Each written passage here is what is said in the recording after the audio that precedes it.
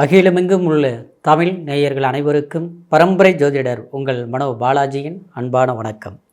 ரிஷபராசியில் பிறந்த அன்பர்களுக்கு குரு வக்ர பெயர்ச்சி பலன்கள்.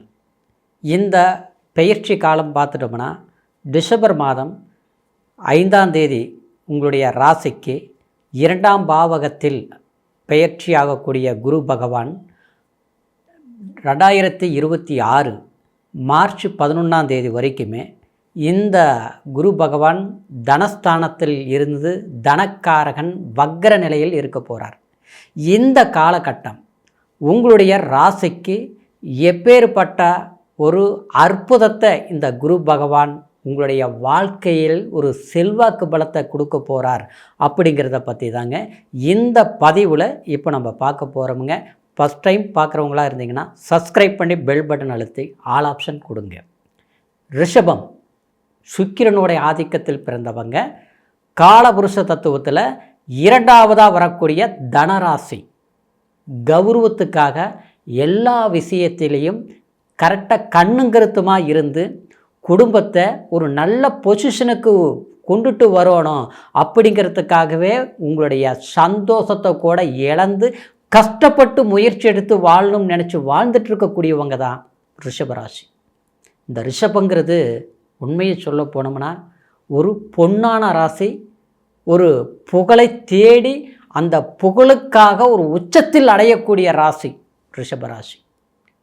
சமீப காலமாக சொல்கிற அளவுக்கு உங்களுடைய முயற்சிகள் சிறப்பாக இருந்ததே தவிர, ஆனால் அந்த முயற்சிகளால் நமக்கு ஒரு செல்வாக்கு கிடைச்சது அப்படிங்கிற புகழ் கண்டிப்பாக இல்லை. அதே நேரத்தில் உங்களுக்கு சமீபகாலமாக உங்களுடைய ராசிக்கு இந்த குரு பகவான் பார்த்துட்டோம்னா ஒருத்தருடைய வாழ்க்கையில் ஒரு செல்வாக்கோடு நம்ம வாழணும்னா குருவருள் திருவருள்னு சொல்கிற மாதிரி குரு பகவான் நல்ல பொசிஷனில் இருக்கணும். உங்களுக்கு பார்த்தோம்னா குரு 8ஆம் அதிபதியாகவும் லாபாதிபதின்னு சொல்லக்கூடிய 11ஆம் அதிபதியாகவும் வரக்கூடியவர் தான் குரு பகவான். ஆனால் இந்த குரு பகவான் கடந்த காலத்தில் இந்த 1.5 வருஷத்துக்குள்ளே பார்த்துட்டோம்னா உங்களுக்கு ஜென்மத்தில் இருந்தது. அதுக்கு முன்னால் பார்த்தோம்னா விரயஸ்தானத்தில் இருந்தது. சொல்லும்படி சிறப்பை கொடுக்கல. இடமாற்றம் பண்ணியிருப்பீங்க. சில இடங்கள் மாறி போய் நமக்கு ஏன் இங்கே இப்படி இருக்குது, கம்முன்னு முதல்ல அங்கேயே இருந்திருக்கலாமா, இல்லை வேறு பக்கம் தொழில் செய்திருக்கலாமா அப்படிங்கிற அளவுக்கு சில குழப்பங்கள் கொடுத்தது.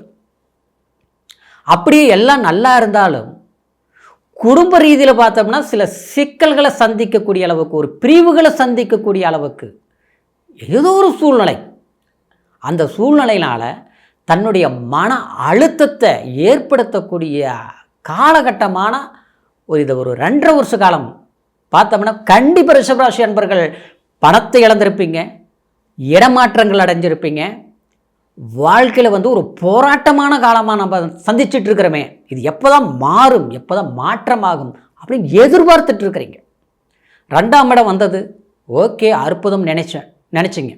ஆனால் கடைசியில் பார்த்தோம்னா உடனே 3ஆம் இடத்திற்கு அதிசார பயிற்சி அடைஞ்சிருச்சு குரு. அந்த அதிசார பயிற்சி ஆன பிறகு ஒரு மாற்றங்கள் வந்துருச்சு அப்படின்னு நினைக்கும் போது, ஆனால் கண்டிப்பாக அது மீண்டும் குரு பகவான் அஷ்டமாதிபதியாக இருக்கிறதுனால குடும்பத்தில் சில சிக்கல்கள் கொடுத்துட்டு இருந்த காலகட்டம் மாறக்கூடிய அளவுக்கு இந்த வக்ர பயிற்சி உங்களுக்கு ஒரு லாபத்தை கொடுக்கும். புரியுங்களா? திடீர் விரைச்செலவு வந்திருக்கும், பயணங்களால் பாதிப்புகள் வந்திருக்கும். குறிப்பாக சொல்லப்போனால் அதாவது வாழ்க்கையும் சம்மந்தப்பட்ட ரீதியில் சிலருக்கு பார்த்தோம்னா திருமணத்துக்கு ஒரு கணக்கு போட்டு வச்சுருப்பீங்க. ஏதோ ஒரு காரணத்தினால தள்ளி போயிட்டே இருந்திருக்கும். இப்போ சரியாயிரும், அப்போ நடந்துடும், இந்த மாப்பிள்ளை வந்தால் சரியாயிரும், இந்த பொண்ணு கிடைச்சா சரியாயிரும், எல்லாம் ஓகேன்னு வருது. ஆனால் நமக்குன்னு ஒரு மதிப்பு, ஒரு புகழ், ஒரு மரியாதை எல்லாம் இருந்தாலும் ஆனால் இந்த விஷயத்தில் பாதிப்புகள் வருதே அப்படிங்கிற தாமதம் இருந்தது பார்த்தீங்களா? கண்டிப்பாக இது உங்களுக்கு இந்த பயிற்சினால் நிச்சயமாக உங்களுக்கு எதிர்பார்த்த ஒரு மகிழ்ச்சி அப்படின்னா சுப விஷயங்கள் செய்யக்கூடிய ஒரு வாய்ப்புகள் கட்டாயம் உங்களுக்கு அமையும். தொழில்நாள் வளர்ச்சி அடையும், திடீர் யோகங்கள் கிடைக்கும். அந்த திடீர் யோகம் எப்படி இருக்கும்னா, அது ஒரு கம்பெனியில் வேலை செஞ்சிட்ருக்கிறீங்க, திடீர்னு பார்த்தோம்னா ஒரு நல்ல பொசிஷனுக்கு வரக்கூடிய ஒரு பதவி உயர்வு கிடைக்கும். அல்லது ஒரு வெளிநாடு போகணும்னு நினச்சிட்டு இருந்திருப்பீங்க, ஒரு கம்பெனி மூலியமாக அதாவது இங்கேருந்து நமக்கு ஒரு மாற்றம் வருமா அப்படின்னு எதிர்பார்த்துருப்பீங்க. அந்த ஒரு பொசிஷனில் போய் உட்காரக்கூடிய ஒரு சந்தர்ப்பங்கள் சாதகமாக அமையும். இன்னொன்று பார்த்தோம்னா, வாழ்க்கையில் நமக்கு எல்லாம் ஓகே, ஏதோ ஒரு கஷ்டப்பட்டாலும் சந்தர்ப்பங்கள் சரியாக இருந்தாலும் நமக்கு நம்மளுக்கு ஒரு இலக்கை வச்சுருக்கிறோம் இல்லையா? ஒரு வாழ்க்கையில் ஒரு லட்சியம், ஒரு சந்தோஷம், ஒரு அன்பு பரிமாறக்கூடிய ஒரு நபர்களை தேர்ந்தெடுத்திருப்பீங்க. அந்த நபர் பார்த்தோம்னா நல்லா இருந்த ஒரு உறவு முறையில் சங்கடங்கள் சமீப காலமாக ஏற்படுத்தியிருக்கும். எப்படின்னா, அதாவது காரணமே நீங்கள் இருக்க மாட்டீங்க, சம்மந்தமே இருக்க மாட்டீங்க ஒரு பிரிவுக்கோ இல்லை வருத்தத்துக்கோ. ஆனால் வருத்தத்தை உங்கள் மேலே பழிய போட்டு சங்கடத்தை உங்கள் மேலே ஏற்படுத்தி இன்றைக்கி அவங்கள பார்த்தோம்னா இன்றைக்கி விலகி போகக்கூடிய ஒரு சூழ்நிலை உண்டாகிருக்கு. அந்த சூழ்நிலை எப்படி இதுனா, நமக்கு எல்லாமே இழந்த மாதிரி வருத்தத்தை கொடுக்குற அளவுக்கு இன்றைக்கி நல்லதே நம்ம கரெக்டாக தானே நினச்சிட்டு இருந்தோம், எல்லாமே சரியாகத்தானே போயிட்டு இருந்தது. ஆனால் இது 3வது மனிதனுடைய தூண்டுதல் இருக்கும், அது உங்களுக்கு தெரியாமலே இருந்திருக்கும். அந்த மாதிரி இந்த தூண்டுதல் யார்? அதாவது நம்மளை உணர்ந்தவங்க, அவங்க எந்த காரணத்துக்காக போனாங்க, அவங்க செய்த தவறு என்னங்கிறத அவங்க உணரக்கூடிய ஒரு சம்பவம் கண்டிப்பாக இந்த பயிற்சி டிசம்பர் 5ஆம் தேதிக்கு மேலே கண்டிப்பாக அது ஏற்படும். அப்போது நீங்கள் உங்களுடைய அன்பு என்னங்கிறது மற்றவங்க புரிஞ்சுக்குவாங்க. இது வாழ்க்கை சார்ந்த விதத்துலேயும் இருக்கலாம், அன்பு பழக்க வழக்கத்துலேயும் இருக்கலாம். அதை மட்டும் இல்லைங்க, அதாவது நம்ம வேலை செய்யக்கூடிய கூட இருக்கக்கூடிய நம்ம மேல் அதிகாரிகள் சம்மந்தப்பட்ட விதத்திலையும் கண்டிப்பாக இந்த மாதிரி மாற்றங்கள் நிச்சயமாக ஏற்படும். அதே சமயத்தில் சிலருக்கு பார்த்தோம்னா வீடு கட்டணும்னு நினச்சிருப்பீங்க. வீட்டில் நம்ம எல்லாம் கஷ்டப்படுறோம், 10 ரூபாய் இருக்குது, ஏதாவது கஷ்டப்பட்டு ஒரு வேலையை முடிக்கலாம் அப்படின்னு எதிர்பார்த்துருப்பீங்க. ஆனால் கண்டிப்பாக செய்யலாம்னு ஒரு கணக்கு தான் போடுவீங்களே தவிர செய்ய முடியாமல் தாமதமாகிட்டே போயிட்டு இருந்திருக்கும். இது இப்போ பண்ணலாம் அப்போ பண்ணலாம் அப்படிங்கிற. ஆனால் அந்த ஒரு நிலையை அப்படின்னா நாம் திட்டம் போட்டபடி ஒரு சில விஷயங்களை கண்டிப்பாக நீங்கள் இந்த நேரத்தில் செய்து முடிக்கக்கூடிய வாய்ப்புகள் உண்டாகும். அது ஒரு பண வரவு ரீதியிலையும் வரலாம். நமக்கு அந்த நேரம் வரும்போது ஏதாவது ஒரு சாதகமான வாய்ப்புகள் வரும். ஏற்கனவே கொஞ்சம் ஆரம்பித்த வேலைகள், செய்த வேலைகள் தடையில்லாமல் முடிக்கக்கூடிய ஒரு காலகட்டமாக இருக்கும். சிலருக்கு பார்த்தோம்னா புத்திர பாக்கியம், கல்யாணம் ஆகி போச்சு, ரொம்ப நாள் ஆயிடுச்சு, எல்லா கோயிலுக்கும் போகிறோம், எல்லா சாமியும் கும்பிட்றோம், எல்லாருக்குமே நம்ம ஓடி போய் உதவி செய்கிறோம். ஆனால் நமக்கு நல்லது ஒரு புத்திர பாக்கியம் கடவுள் கொடுக்கலையே, என்ன செய்கிறது அப்படின்னு வருத்தப்படுறீங்க இல்லைங்களா? கண்டிப்பாக நிச்சயமாக அந்த மாதிரி தம்பதிகளுக்கு சந்தான பாக்கியம், புத்திர பாக்கியம்னு சொல்லக்கூடிய அற்புதமான ஒரு யோகம் இந்த காலகட்டத்தில் உண்டாகும். குலதெய்வ அனுகிரகங்கள் கண்டிப்பாக உங்களுக்கு கிடைக்கும். அதனால் குலதெய்வம் கோயிலுக்கு போங்க. முடிந்த வரைக்கும் 2ஆம் பாவகத்தில் லாபாதிபதி, அதாவது உங்களுடைய ராசிக்கு அட்டமாதிபதியாக இருந்து குரு பகவான் வக்ர நிலையில் சஞ்சாரம் செய்யக்கூடிய இந்த காலகட்டத்தில் சில நல்ல விஷயங்கள் நடந்தாலும் குருவுக்கு சில பரிவர்த்தனைகள் செய்யுங்க. அதாவது வியாழக்கிழமை நாளில் தட்சிணாமூர்த்திக்கு வழிபாடு செய்கிறதும், ஏன்னா வக்ரத்தில் இருக்கிறார் இல்லைங்களா, அதாவது செய்யும்போது பணவரவு தனவரவு அற்புதமான யோகங்கள் கொடுக்கும்.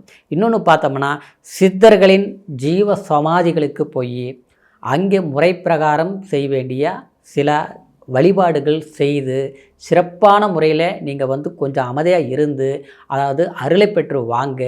நினைச்ச காரியங்கள் அப்படியே கனவு கண்ட ஒரு கற்பனை நிஜமாகக்கூடிய ஒரு வாய்ப்புகள் கண்டிப்பாக உருவாகும்.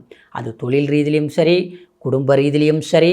அது மட்டும் இல்லைங்க, மனசு அப்படியே காயப்படுத்துகிற மாதிரி, கஷ்டப்படுத்துகிற மாதிரி, வெறுப்பில் வாழ்ந்துட்டு இருக்கிறீங்க பார்த்தீங்களா, அதெல்லாம் நிச்சயமாக சரியாகும். கண்டிப்பாக உங்களுடைய நல்ல உள்ளத்துக்கு நிலையான சந்தோஷம், மகிழ்ச்சி இந்த குரு பகவான் நிச்சயமாக கொடுப்பாருங்க. சரிங்களா?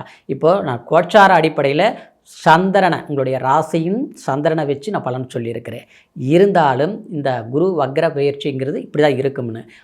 ஆனால் உங்களுடைய பிறப்பு ஜனன ஜாதகத்தையும் ஒரு முறை நீங்கள் பரிசீலனை பண்ணிக்குங்க. காரணம் என்னென்னா, உங்களுடைய நட்சத்திரம் ஒரே ராசியில் 3 நட்சத்திரங்கள் வரும்.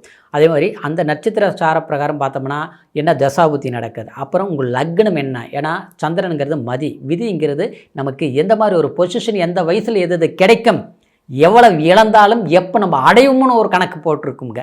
அதுதாங்க விதி. அப்படிங்கிறது ஜாதகத்தில் கண்டிப்பாக நம்ம அறிஞ்சிக்க முடியும். நாம் எந்த கடவுளை வணங்குறது, எந்த திசை வீடு கரெக்டாக இருக்கும், எந்த மாதிரி ஒரு மன வாழ்க்கை சம்மந்தப்பட்ட விஷயங்கள் எந்த காலகட்டத்தில் ஒரு மகிழ்ச்சியை கொடுக்குங்கிறது எல்லாமே பிறப்பு ஜனன ஜாதகத்தில் தான் முழுமையான பலன்கள் தெரிஞ்சுக்க முடியும். அப்படிங்கிற ஒரு காரணத்தினால உங்களுடைய ஜாதகத்தை நம்மகிட்ட பார்க்கணும் நீங்கள் விரும்புனீங்கன்னா கீழே இருக்கிற நம்பருக்கு ஃபோன் பண்ணி உங்களுடைய date of birth, time, place இது மூணையும் தெரியப்படுத்தி நீங்கள் பொறுமையாக இருக்கக்கூடிய நேரத்தில் அருமையாக கேட்டு தெரிஞ்சுக்கிட்டு இனி வர காலத்தை எதை எப்படி செய்யலாங்கிறது தீர்க்கமான முடிவெடுங்க. உங்களுடைய வாழ்க்கையில் எல்லா வளமும் செல்வாக்கும் கண்டிப்பாக கிடைக்குங்கிற ஒரு மகிழ்ச்சியோடு அடுத்த பதிவில் சந்திக்கிற வரைக்கும் நன்றி, வணக்கம்.